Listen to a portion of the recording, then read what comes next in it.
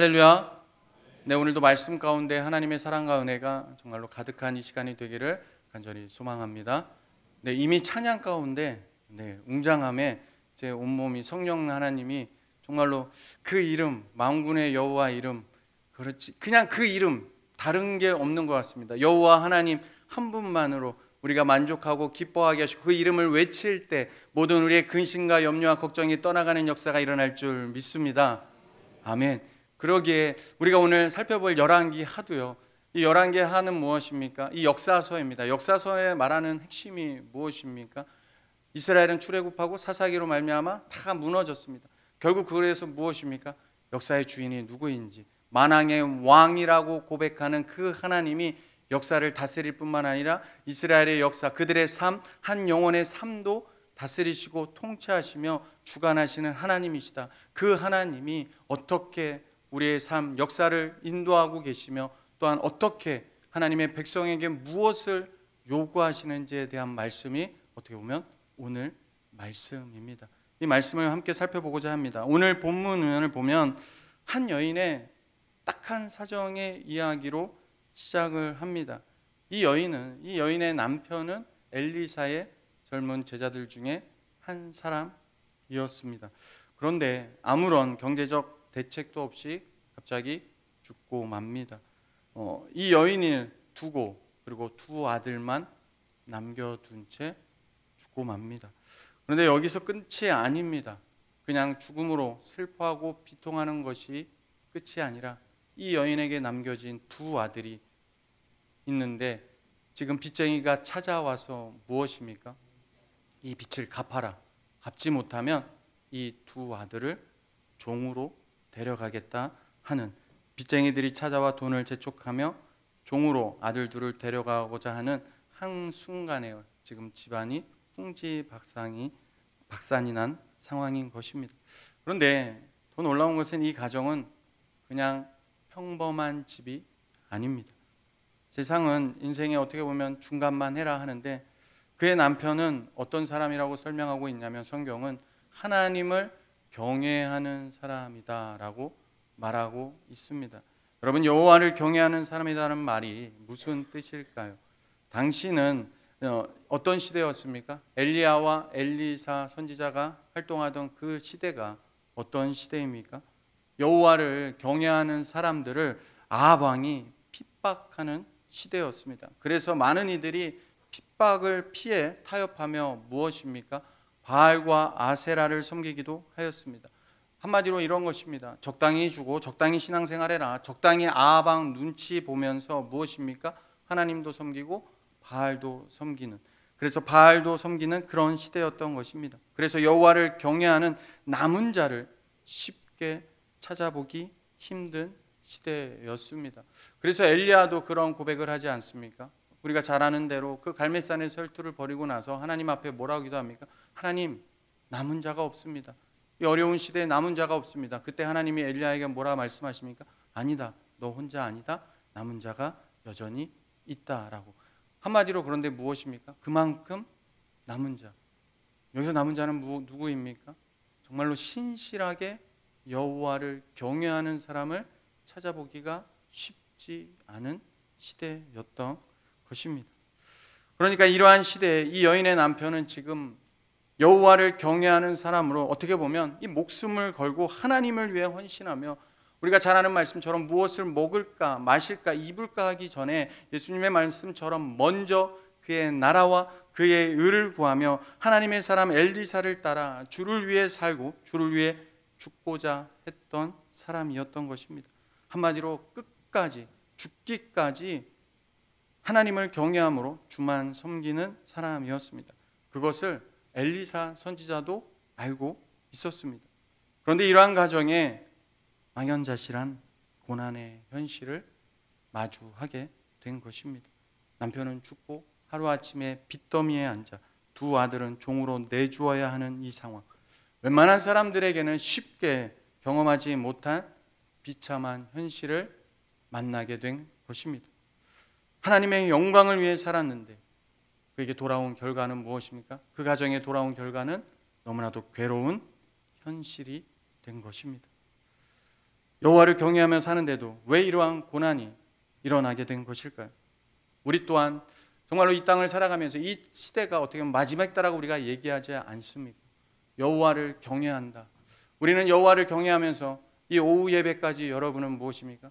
남들은 이 주일날 좀 쉬자, 그리고 여행도 다니고 많이 밖으로 나가시는데 여기 계신 분들은 무엇입니까? 아침부터 저녁까지, 이 오후 예배까지 무엇을 사모함으로 이 자리에 나오셨습니까? 오직 하나님 한 분만을, 그 하나님을 높여드리고 찬양하고 예배하는 것이, 그리고 하나님의 우리의 힘이시고 반석이심을 믿기에 오직 여호와를 경외함으로 우리는 늘 하나님 앞에 나아갑니다. 그런데 그렇게 헌신하고 또 그냥 예배만 드리는 것이 또 아니죠. 어떤 분들은 종일 주일학교 선생님으로 또 이것저것 봉사하며 보이지 않는 곳에 수고하고 열심을 내시는 분들이 많이 있습니다. 그렇게 교회를, 하나님의 교회를 세워간다는 그 사명감으로 너무나도 수고하고 애쓰는 분들이 너무나도 많죠. 그런데 그런 열심과 헌신 속에 뜻하지 않은 어려움이 만날 때가 있습니다. 그럴 때 우리는 어떤 마음이 듭니까? 여러분, 성경이 말하는 고난에는 두 가지 종류가 있습니다. 첫 번째는 어떤 고난입니까? 이유가 있는 고난입니다. 예를 들어서 이사야에서 분명하게 말합니다. 하나님이 이스라엘의 구약의 이스라엘 백성들이 하나님을 떠나서 하나님 앞에 너무나도 범죄하는 그들을 향해 어찌합니까? 하나님이 징계를 내리십니다. 그러면서 이사야를 통해 말하는 게 무엇입니까? 내가 하나님의 백성 너희들을 택하여 자녀 삼아 주면서 자녀를 양육하듯이 내가 너희를 양육하였거늘 그들이 하나님을 떠났기에 어찌합니까? 징계하심으로 채찍질을 내시면서 돌아오라고, 그들을 돌이키게 하기 위하여, 우리가 자녀를 양육할 때 잘못된 길로 가면 회초리를 들어서라도 그 바른 길로 다시 돌아오게 하는 것처럼 그들이 잘못되었기 때문에 고난을 당하는 그런 일도 있습니다. 이것이 바로 이유 있는 고난입니다. 그런데 우리의 삶에는 또 어떤 고난이 있습니까? 이유 없는 고난도 있습니다. 대표적으로 이유 없는 고난을 당한 사람이 누구입니까? 바로 욥기입니다. 욥기를 보면 정말로 욥기서 1장 1절을 보면 하나님이 분명히 욥기를 향해 이렇게 말합니다. 욥을 향해 온전하고 정직하여 하나님을 경외하며 악에서 떠난 자라라고 말씀합니다. 그러니까 욥이 당한 고난은 이유가 없는 고난입니다. 그럼에도 불구하고 왜 고난이 일어났습니까? 하나님의 자녀이기에 통과해야만 하는 고난이었습니다. 그런데 중요한 것은 오늘 본문의 여인과 같이 어려운 현실이 우리에게 주어질 때 우리는요, 지금 저희가 이렇게 제가 나눈 것처럼 그래, 고난에는 이유 있는 고난이 있지, 잘못해서 하나님이 회초리 드는 고난이 있지, 그래, 욥과 같이 이유 없는 고난이 있지, 우리는 머리로는 압니다. 그런데 막상 그 일이 다른 사람의 이야기가 아닌 내 일이라면 그것이 이유 있는 고난인지 이유 없는 고난인지 성령님이 우리로 깨닫게 하시기 전까지는 우리는 절대 모른다라는 것입니다. 그래서 우리가 쉽게 누구를 판단할 수 없는 것입니다. 그럼에도 불구하고 예수님을 믿음으로 거듭난 주의 자녀들이 잊지 말아야 하는 것은 모든 것, 모든 일은 하나님으로부터 온 것이라는 사실입니다. 그러니까 좋은 일이든 나쁜 일이든 하나님과 관계없는 일이 아니라 모든 일이, 모든 것이 하나님과 관계 있는 일이며 우리는 무엇입니까? 그 고난의 그 과정을 통해서 우리의 믿음이 더욱 성장하게 된다라는 것입니다. 그러므로 우리는 내게 주어진 어려운 현실의 문제가 있을 때 어떻게 해야 할까요? 먼저는 하나님께 그 문제를 가지고, 어려운 현실의 문제, 고통스러운 문제를 가지고 그대로 하나님께 가지고 나아가야 합니다. 1절을 다시 보시면 선지자의 제자들의 아내 중에 한 여인이 엘리사에게 부르짖어 이르되라고 말씀합니다. 지금 무엇입니까? 이 여인은 감당하기 어려운 너무나도 큰 문제를 가지고 엘리사에게 찾아와 그대로 가져가 말합니다. 지금 경제적으로 보면 오늘날로 따지면 너무나도 어려운 상황인 것입니다. 사랑하는 성도 여러분, 여러분이라면 이럴 때 어떻게 하시겠습니까? 남의 일이 아니라 내 일이라면, 뉴스로만 듣는 이야기가 아니라 내 일이라면 여러분은 어떻게 하시겠습니까? 제가 지난번에 한번 부임하고 어떤 성도님을 이렇게 신방하게 되었습니다. 근데 그 신방하면서 그분이 그런 고백을 했습니다. 저를 위해 이렇게 기도해 주시는 분들이 많은 줄 몰랐습니다 라고 고백을 하더라고요. 그 말은 무엇입니까? 그러면서 하던 말이 그분 그렇게 저를 위해 기도하신 덕분에 제가 많이 좋아지게 된 것 같습니다 라는 이야기를 하셨습니다. 그 말은 어떻게 보면 자신의 그 문제들을 나누었고 그렇게 기도를 해주셨고 나아갔던 것입니다. 저 또한 그 신방할 때 중요한 시험 결과를 앞두고 있었기 때문에 정말로 하나님께 기도하면서 이 회복의 약속의 말씀을 들고 그분께 찾아갔습니다. 그리고 약속의 말씀을 전하고 함께 기도해 주었습니다. 그리고 돌아왔는데 그 다음 날이 결과 날이었거든요. 정말 얼마나 애가 탔는지 모릅니다. 네. 계속 기다리는 마음으로 언제나 연락이 올까. 이제 12시 좀 넘었는데 올 때가 된 것 같은데. 왜냐하면 제가 말씀을 또 회복의 말씀을 했고 또 기도했으니 꼭 제 일처럼 느껴지더라고요. 그러다가 좋은 결과가 왔습니다. 그렇게 전도사님을 통해서 들었을 때 너무 기뻐서요. 그 기쁜 마음을 주체하지 못하고 바로 그분에게 연락했습니다. 그리고 그 기쁨을 함께 나누었습니다. 정말 제 일처럼 기쁘더라고요. 그런데 여러분, 어떻게 제가 그 성도님의 상황을 잘 알고 기도할 수 있었습니까? 그분이 신방하면서 나누면서 있는 그대로 저에게 말해 주셨기 때문입니다. 오늘 본문의 여인이 이와 같이 한 것입니다. 있는 문제를 가지고 엘리사에게 찾아갔지만 실은 누구에게 찾아간 것입니까? 하나님께 그대로 가져간 것입니다. 여러분, 사랑하는 성도 여러분, 이것이 바로 하나님을 믿는 그런데 순종의 모습입니다. 이것이 바로 순종이라는 것이죠. 왜 이것이 하나님의 말씀하시는 순종의 모습입니까? 사랑하는 성도 여러분, 하나님이 싫어하는 불순종은요, 여러분 우리에게 일어난 그 모든 일을요 하나님과 연관지어서 생각하지 않는 것입니다. 그래서 하나님과 관련하여 생각하지 않고 어떤 문제든지 모든 대소사의 모든 문제가 우리가 고백하는 것처럼 하나님의 주권 안에 있고 우리가 하나님의 섭리 안에 살아갑니다. 그러기에 모든 문제와 걱정이 일어났을 때 우리는 어찌합니까? 하나님 앞에 가져가 나아가야 됩니다. 왜냐하면 하나님과 관련된 일이기 때문에, 하나님이 허락하신 일이기 때문에 왜 이 고난이 일어나는지 이유는 알 수 없지만 하나님 앞에 가져가야 하는 것입니다. 그런데 우리는 어찌합니까? 때로는 이 문제, 어려운 문제를 하나님 앞에 가지고 나아갈 생각을 하지 않는다라는 것입니다. 왜 그렇습니까? 때로는 우리가 그렇게 생각하지 않습니까? 기도해봤자 소용없다. 혹여는 누구에게 말해봤자, 목사에게 말해봤자, 교구 목사에게 말해봤자 소용없다라고 말은 안 해도 말은 안 하죠. 그런데 그렇게 혹여 믿고 있는 것은 아닐까요? 아니면 지금 이 정도의 일은 내가 할 수 있는 문제라고 생각하며 하나님의 일과 혹여 나의 일을 구분 짓는 것은 아니겠습니까? 그런데 이것이 바로 우리의 착각이라는 것입니다. 여러분, 그러기에 하나님의 자녀로서 우리가 잊지 말아야 하는 것은, 우리가 하나님의 백성으로 이 땅에 산다라는 것은 지금 전쟁을 치르고 있는 것입니다. 무슨 전쟁입니까? 영적 전쟁입니다. 그래서 사도 바울은 성도를 가리켜 뭐라 말씀합니까? 그리스도의 군사라라고 우리에게 말합니다.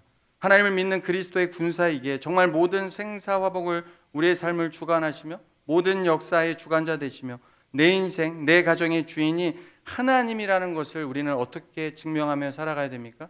세상에 증명해내야 하는 것입니다. 그래서 하나님을 믿는다면 우리의 삶에 일어나는 모든 대소사의 문제를 가지고 우리는 어떻게 해야 합니까? 하나님께 먼저 가지고 나아가야 하는 것입니다. 우리는 순종하면 뭐부터 떠올립니까? 뭔가 큰 일에 대한 결단만을 생각하는 경우가 있는데 아니라는 것입니다. 진정한 순종은 여러분의 일어나는 모든 대소사의 문제를 가지고 하나님께 가지고 나아오는 것입니다. 그러기에 사도 바울은 이야기하지 않습니까? 우리가 잘 암송하는 말씀, 항상 기뻐하라. 그 다음은 무엇이죠? 쉬지 말고 기도하라. 저는 이 말씀을 주면서 다시금 그 마음에 새기게 됐습니다. 우리는 너무나도 암송합니다. 잘 안다고 합니다. 그런데 이 말씀이 머리로가 아닌 이제 어디까지 내려와야 됩니까? 우리의 삶으로 내려와야 됩니다. 하나님의 주권 안에 있습니다. 내 삶이. 그러면 우리의 모든 대소사의 문제를 놓고 하나님 앞에 언제나 가지고 나아가야 한다라는 것입니다. 그러기에 사도 바울은 어쩌면 쉬지 말고 그러게 기도하라 말한 것이 아닌가 생각합니다. 사랑하는 성도 여러분, 기도하지 않는다는 것은 어떻게 보면 교만일 수 있습니다. 그러므로 교만함을 버리고 여러분의 모든 대소사의 문제를 그대로 가지고 하나님 앞에 가지고 나올 수 있기를 주 예수 그리스도의 이름으로 간절히 축복합니다. 이렇게 하나님 앞에 이 여인은 모든 문제를 가지고 나옵니다. 여러분, 모든 문제, 나를 힘들게 하는 것입니다. 문제를 가지고 나온다는 것은 지금 이 여인처럼 빚쟁이가 찾아와서 두 아들이 지금 종으로 끌려갈 수밖에 없는 이 문제를 가지고 하나님께 가지고 나오면 어떻게 됩니까? 내 생각, 내 눈을 그 문제에서 하나님께로 돌릴 수 있게 됩니다. 그러기에 우리가 그 문제를 가지고 하나님 앞에 가지고 나와야 한다라는 것입니다. 오늘 이 여인이 하나님의 사람 엘리사에게 그 문제를 가지고 나아갑니다. 그때 엘리사가 말합니다. 내가 너를 위하여 어떻게 하랴? 너의 집에 있는 게, 내 집에 있는 것이 지금 무엇인지 내게 말하라. 저는 처음에 이 말씀을 듣는데요, 꼭 그렇게 느껴졌습니다. 제가 사역자로서 성도님이 지금 우리 집이 이런 상황입니다. 어떻게 합니까? 근데 이렇게 얘기합니다. 엘리사가 내가 어떻게 하랴? 그렇게 해서 내가 어떻게 하랴? 좀 당황스럽지 않습니까? 빚쟁이고 하는데 주님 앞에 가지고 나오는 심정으로 엘리사가 하는데 어떻게 하랴? 정말 어떻게 하는 심정으로 그렇게 말을 전했을 수도 있겠다라는 생각을 합니다. 그런데 그 다음 말이 너무나도 귀합니다. 내 집에 있는 것이 무엇인지 내게 말하라. 그때 이 여인이 뭐라고 말합니까? 내 집에 기름 한 그릇이 있습니다. 그리고는 그 말을 들은 엘리사가 이제 말합니다. 너는 밖에 나가서 모든 이웃에게 그릇을 빌리라. 그릇을 빌리는데 조금 빌리지 말고 그리고 두 아들과 함께 어찌합니까? 빌리고 나서 와서는 문을 닫고 그 빈 그릇에 기름을 부어서 차는 대로 옮겨 놓으라 라고 말합니다. 그리고 이 여인과 두 아들은 엘리사의 말대로 순종하여 빈 그릇을 빌려오게 됩니다. 후에 여인은 두 아들과 함께 문을 닫고 그릇을 가져와 기름을 부으기 시작하는데 그릇이 어찌합니까? 다 찹니다. 한 그릇이 차면 또 한 그릇을 가져오라고 합니다. 언제까지요? 더 이상 그릇이 없을 때까지. 그런 후에 엘리사의 말대로 빌려온 그릇에 가득 찬 그 기름을 팔아 빚을 갚고 남은 것으로 두 아들과 생활하는 것으로 오늘 말씀의 이야기가 마무리됩니다. 사랑하는 성도 여러분, 지금 이 여인이 엘리사의 그 말을 듣기 전엔 그녀의 생각은 무엇으로 가득했을까요? 남편의 죽음이었겠습니까? 아니죠. 그보다 두 아들을 종으로 보내지 않기 위해 갚아야 할 빚입니다. 그 빚일 것입니다. 어떻게 하지? 이 빚을 안 갚으면 지금 내 두 아들이 종으로 끌려가게 될 텐데. 그런데 엘리사에게 문제를 가지고 나와 말한 후에 엘리사의 그 말을 듣고서 그의 생각이 지금 어디로 분산되고 있습니까? 그녀가 가지고 있는, 그러나 전혀 이 빚을 갚는 것과는 상관하지도 않는, 전혀 기대하지 않은 바로 기름 한 그릇이었습니다. 아마도 그 여인이 그렇게 생각하지 않았을까요? 빚을 갚아야 하지만 내가 가지고 있는 그 기름 한 그릇으로 이걸로 도대체 뭘 할 수 있을까? 전혀 기대하지 않은 기름 한 그릇이었을 것입니다. 그런데 그리고 그때 무엇을 말합니까? 엘리사는 빈 그릇을, 그 기름 한 그릇이 있다는 말을 듣고 빈 그릇을 빌리라라고 말합니다. 그 빈 그릇을 빌리는데 한 가지를 덧붙이죠. 조금 빌리지 말라. 여러분, 조금 빌리지 말라는 말은 무엇입니까? 한마디로 너가 할 수 있는 대로, 너가 모든 이웃에게 할 수 있는 대로 최대한 많이 빌리라라는 것입니다. 한마디로 이 말은 무엇입니까? 하나님의 말씀하시는 대로 그대로 순종할 때 무엇을 하냐면 우리가 말씀에 순종할 때 그 말씀대로 최선을 다하라라는 것입니다. 말씀을 믿기에 그 말씀을 믿고 최선을 다해 순종하라는 것입니다. 여러분, 이 말을 듣고 여러분은 어떻게 반응하시겠습니까? 어떤 분은 지금 이 그릇을 빌릴 때가 아닙니다. 빚을 갚아야 한다니까요. 엘리사의 이 말을 할 때 어떻게 보면 좀 더 성격이 좀 세신 분들은 아마 앞에서 얘기할 수 있을 것 같아요.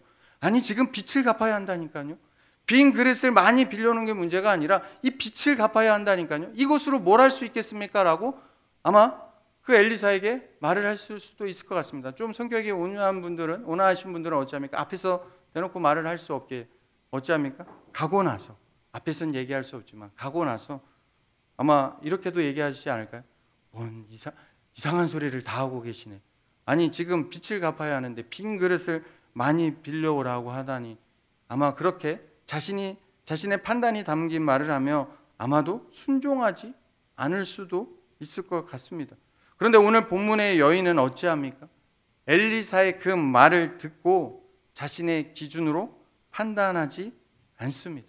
그보다는 그냥 엘리사가 말한 대로, 말씀하시는 대로 듣고 그대로 순종합니다.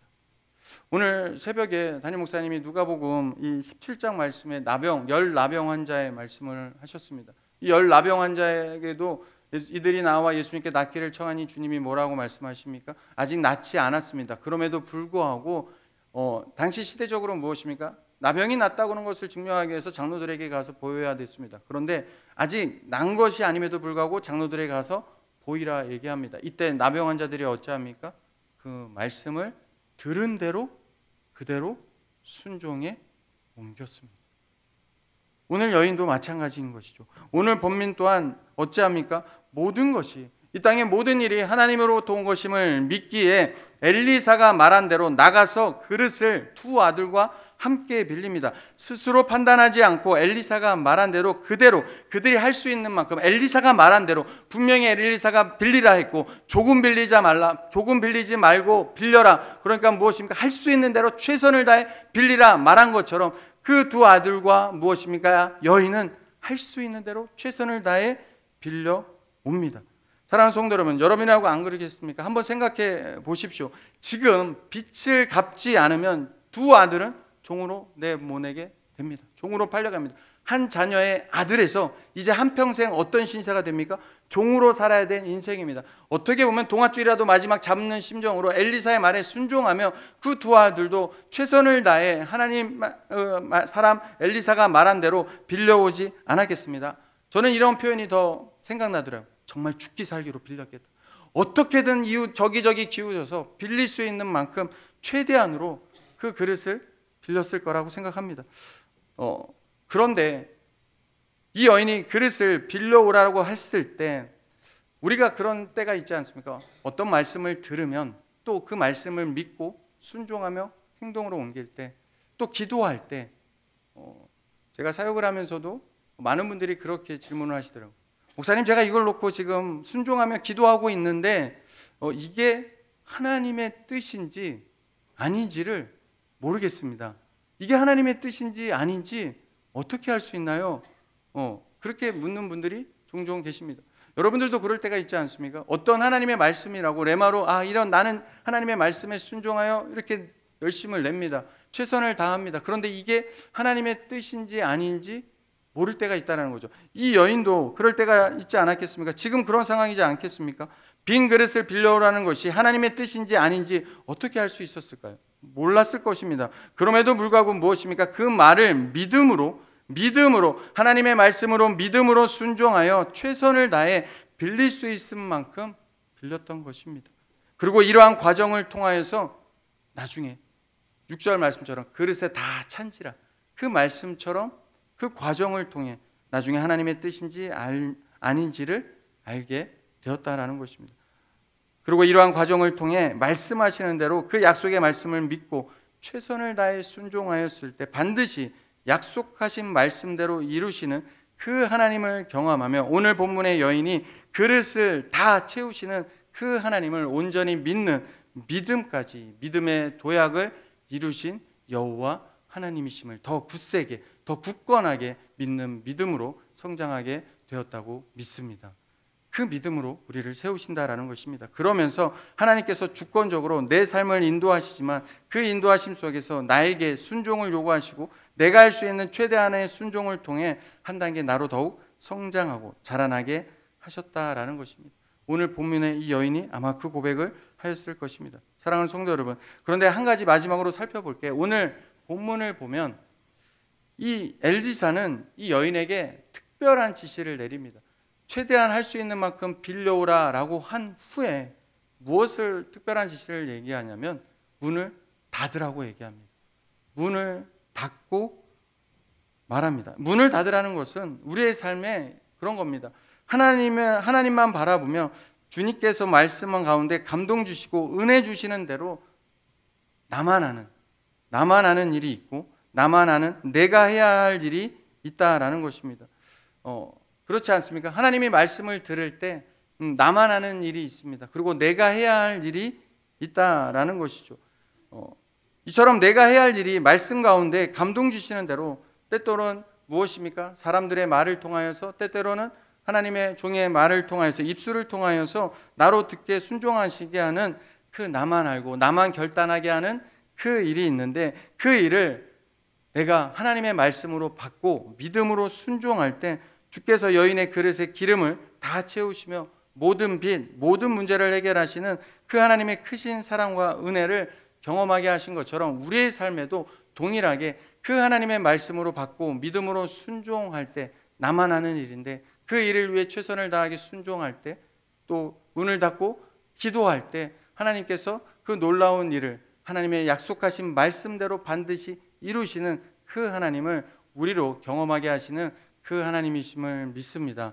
그러게 우리가 어찌합니까? 그 하나님을 더 신뢰하며 나아가야 한다라는 것입니다. 우리가 지난주 담임 목사님 설교가 무엇입니까? 기도로 승부하라였습니다. 어떻게 보면 이 말씀을 하나님의 말씀으로 받은 사람은 어찌하겠습니까? 정말로 남은 인생 하나님의 기도로 승부해야겠다.